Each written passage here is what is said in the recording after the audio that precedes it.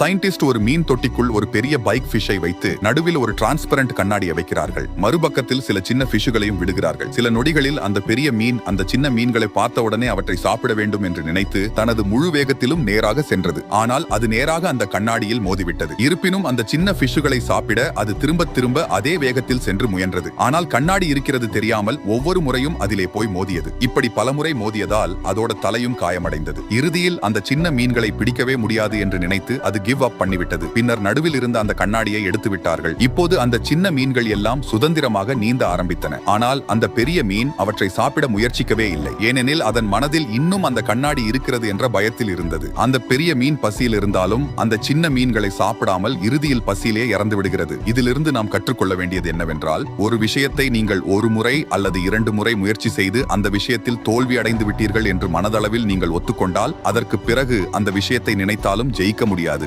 எனவே உங்கள் மனசில் இருக்கும் அந்த கண்ணாடியை உடைத்து முன்னேறுங்கள். அப்போதுதான் ஒரு புதிய ஆரம்பத்தை நீங்கள் காண்பீர்கள்.